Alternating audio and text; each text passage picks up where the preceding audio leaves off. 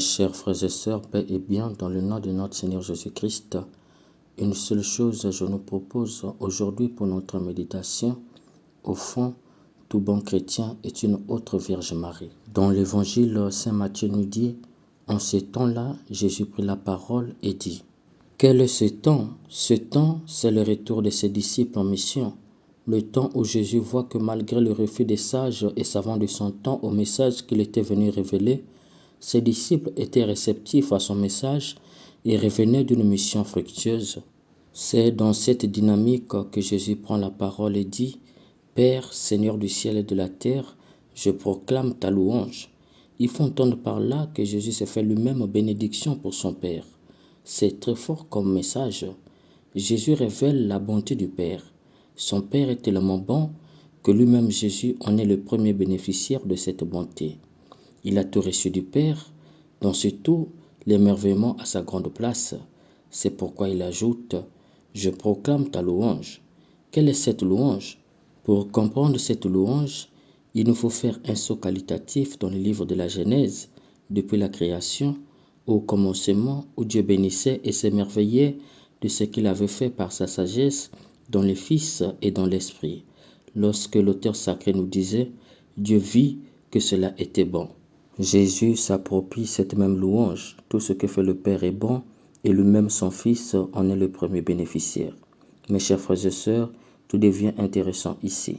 Jésus, de par cette louange, révèle sa petitesse devant le Père, dans la logique selon laquelle il est lui-même le premier bénéficiaire de la bonté du Père parce qu'il accueille cette bonté dans un élan de petitesse. S'il a tout reçu du Père comme Fils, c'est parce que lui le premier s'est fait petit devant le Père. Saint Paul l'avait compris lorsqu'il écrivait « Le Christ, bien qu'il fût dans la condition de Dieu, il n'a pas retenu avidement son égalité avec Dieu, mais il s'est anéanti lui-même, en prenant la condition d'esclave, en se rendant semblable aux hommes et reconnu pour homme pour tout ce qui a paru de lui. Il s'est abaissé lui-même, se faisant obéissant jusqu'à la mort et la mort sur la croix. C'est pourquoi Dieu l'a aussi souverainement élevé et lui a donné le nom qui est au-dessus de tout nom. Philippiens 2, les versets 6 à 9. Si Saint Paul nous parle de son élévation, c'est parce qu'il a été abaissé. C'est cela la petitesse de Jésus devant son Père. Et là où c'est encore très intéressant, chers amis, Jésus sur terre a plusieurs fois exalté le Père. C'est lui qui a révélé cette bonté du Père qui dépasse les limites. Or, pour révéler le Père, il faut que le Père se révèle et se donne totalement au Fils. De la même façon que le Fils se donne au Père, il en va de même pour le Père qui se donne au Fils. Et si la condition de la révélation ou de la donation est la petitesse de la part de celui qui reçoit, Jésus nous révèle par cette phrase « Je proclame ta louange parce que ce que tu as caché aux sages et aux savants, tu l'as révélé au tout petit, que chaque personne de la Trinité est caractérisée par la petitesse devant les autres. » Nous découvrons par Jésus que ces petits sont avant tout chaque personne de la Trinité. Le Père se donne au Fils et le Fils se fait petit pour accueillir le Père. Le Fils se donne au Père et le Père se fait petit pour accueillir le Fils. Les deux se donnent à l'Esprit Saint et l'Esprit Saint se fait petit pour accueillir le Père et le Fils. Et l'Esprit Saint se donne au Père et au Fils et le Père et le Fils se font petits pour accueillir l'Esprit Saint. Telle est la vérité de la Trinité ad intra, c'est-à-dire à l'intérieur de Dieu, que nous révèle Jésus par cette phrase. Dans l'économie du salut, le Père s'efface devant ses créatures, laissant son Fils devenir homme et remplir sa mission. Le Fils s'abaisse pour aimer les créatures de son Père jusqu'au bout et se retire pour laisser l'Esprit Saint dire le Père et le Fils. L'Esprit Saint se fait présence discrète du Père dans la mission du Fils pour aider les hommes à advenir à leur humanité. Telle est la vérité de la Trinité ad extra, c'est-à-dire dans le monde. De ce fait, ce que Jésus révèle ici, c'est d'abord la vérité même de Dieu en chacune de ces personnes. Ainsi, l'homme n'a plus le choix. Il ne peut accueillir Dieu que dans cette vérité, se faire petit. Par conséquent, Dieu ne se révèle plus aux sages et aux savants, mais aux plus petits. La question est donc de savoir qui sont les sages, les savants et les petits dont parle Jésus. La tentation est grande de penser que les petits, ce sont ceux qui ne sont pas savants et sages. Non, tous les ignorants ne sont pas les petits. il y a des savants et des sages qui sont des petits. Tout comme il y a des petits qui se prennent pour des sages et des savants. En fait, Jésus, en parlant des savants, des sages et des petits, oppose une vertu et un vice. Par les petits, il faut entendre par là les humbles. Par les sages et les savants, il faut entendre par là les orgueilleux. C'est une guerre entre l'humilité et l'orgueil. L'humilité, c'est la marque des petits et l'orgueil, c'est la marque des sages et des savants. Les sages et les savants, c'est ceux qui se prennent pour leur propre fondement, qui cherchent à s'élever par eux-mêmes et se prennent pour Dieu. La Bible les qualifie de fous. Le fou dit dans son cœur qu'il n'y a point de Dieu. Psaume 14, le verset 1. Les sages et les savants, ce sont donc les fous, puisqu'ils rejettent Dieu. Or, le rejet de Dieu est une folie destructrice qui fait perdre la vie, puisqu'auprès de Dieu est la source de la vie. Les sages et les savants, ce sont des fous parce qu'ils veulent se former par eux-mêmes. Ils refusent tout enseignement venant d'un subalterne. Pour eux, seul Dieu peut les instruire. Un peu comme aujourd'hui, les gens veulent comprendre la Bible sous le seul effet de l'Esprit Saint. Même chez les Juifs, ils oublient qu'il y avait des écoles, et Jésus a été à l'école de sa mère et de la synagogue de Nazareth. D'ailleurs, à 12 ans, il a bien passé son examen afin d'avoir accès au temple et être du côté des hommes et non des femmes. L'homme aujourd'hui, tellement orgueilleux qu'il ne veut plus apprendre de l'autre, surtout des plus petits que lui. Par contre, les petits, ils font entendre par là les humbles, ceux qui cultivent l'humilité. Par contre, les petits, ils font entendre par là les humbles, ceux qui cultivent l'humilité. Ceux qui savent que malgré leur sagesse et leur connaissance, ils ne sont pas leur propre fondement. Ils sont de Dieu. Ils se reçoivent de Dieu.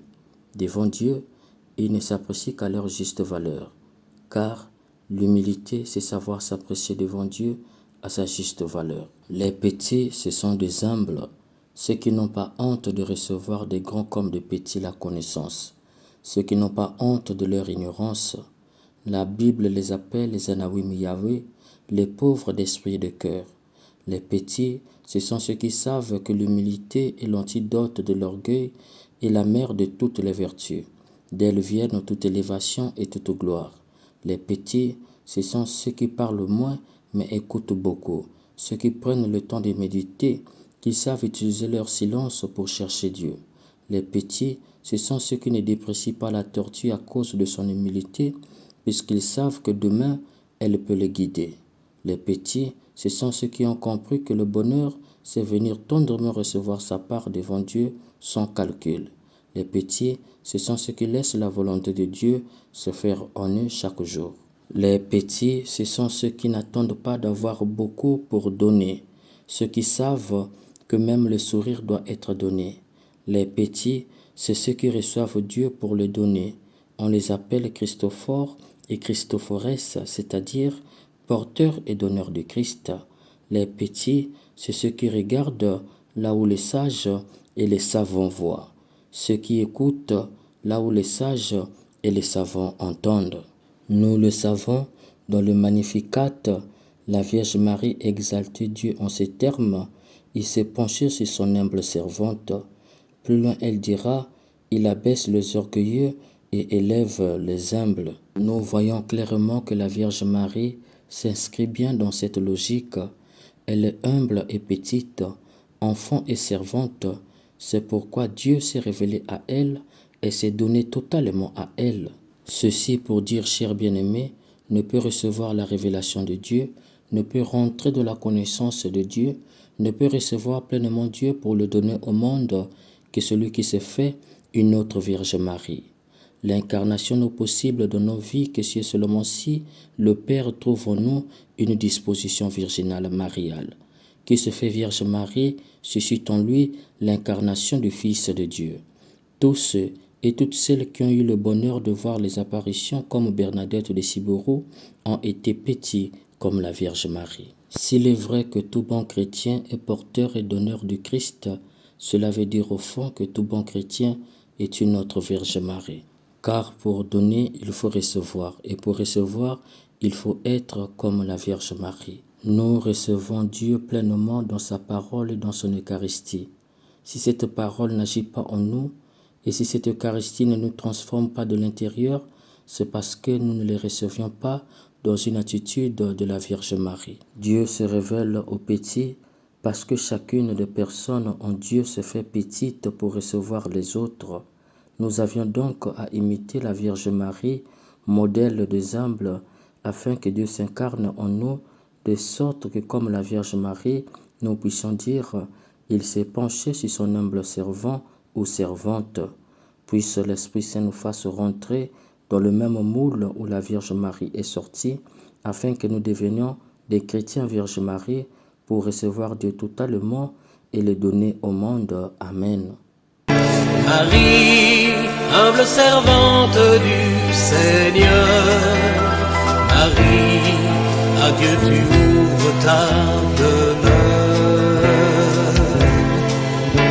Marie, tu es la femme qu'il choisit, Marie, pour être mère du Messie.